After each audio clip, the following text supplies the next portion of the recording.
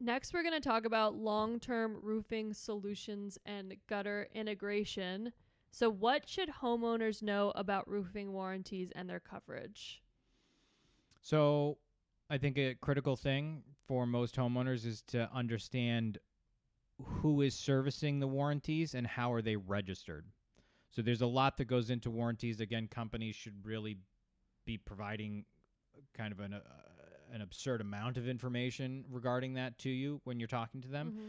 But one thing that people miss is, okay, who registers that? Is that my responsibility, or is the company doing that on my behalf?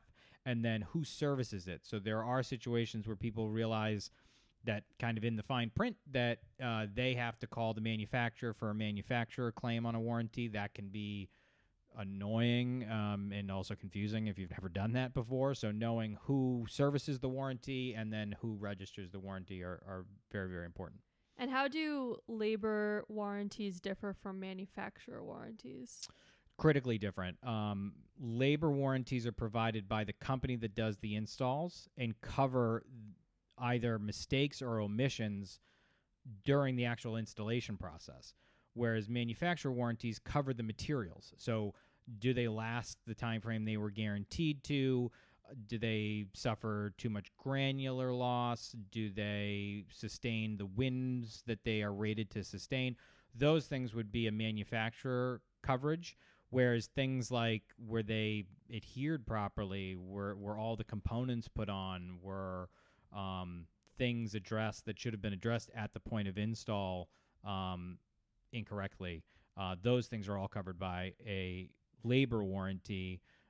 So knowing those differences and then what specifically you're getting, because you can get manufacturer warranties that are up to 50 years on a roof, but you can get a labor warranty that's 1 to 5 years, and 6 years down the road you have a problem and you find that you're not covered. So moving on to gutters, what role do gutters play in roof health and why are they essential? So gutters are critical in roof health, and primarily it comes down to the proper flow of water off the roof, and then also important, away from the foundation. Mm-hmm. So having gutters that are pitched properly, are installed properly with the additional roof components, so things like drip edge lining up with the gutters properly, are going to lead to a much longer and less issue-prone roof over the long term. How can clogged or damaged gutters impact the lifespan of a roof? Yeah, so when gutters back up and they don't sustain the water flow from the roof, or they're damaged, so they're not pitched correctly, so water is not flowing to the corner where it drains, but pooling in the middle of the run of gutter. What can happen is that water flows up and gets under the first layer of shingle and puts stress. So there's the additional water coming from underneath the roof decking, the additional stress on the materials that are made to be watertight towards the edge of a roof, but you don't want to stress them. And then also in different temperatures. So in the winter, if that water is pooling and then it freezes, now you have an ice dam created by the eave of the roof. That's not a great position to be in. Okay, and what should homeowners consider when choosing gutter systems to match their roofing? I think the biggest consideration, and it's the least fun because it's not about colors or designs. Gutters are very functional. Yeah. But considering the actual amount of water that's coming off their roof and do their gutters currently handle it is the biggest consideration. It's all water management. So if you have, again, a multifaceted roof where water is coming off of one roof onto another roof and into a gutter, that can oftentimes in heavy rains just be far too much volume of water for a 5-inch gutter to handle. So I would then consider upgrading to a 6-inch gutter, and potentially adding leaf protection if that's another factor that affects their gutter health. Okay, and then finally, I love this question because I've heard you get it before in person. Are gutter guards worth the investment, and what are their benefits and drawbacks?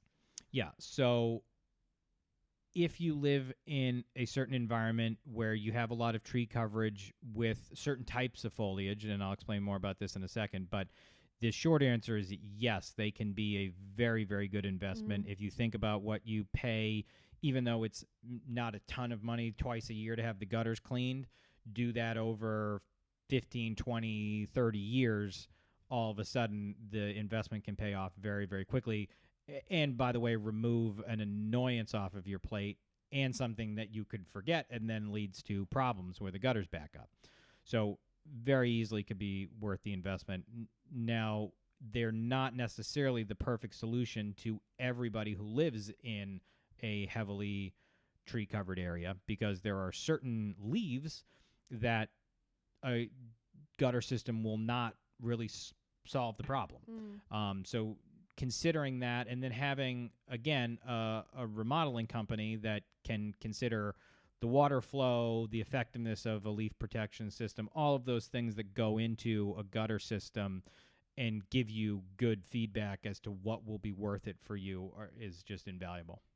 Okay, great. Well, I think we learned a lot about roofing and roofing contractors. I think this was a good run through of just all the information that generally you could get asked. Yeah, like I said, these are questions that I both get a lot, and then there are some in here that I don't get enough. So it doesn't answer all of the questions. It's obviously not enough to know, how much is my roof going to cost, and, should I have my roof done today? But it's enough that if you knew the answers to all these questions, I feel like you would go into the process knowing exactly what you should expect and not having the concerns for missing something huge.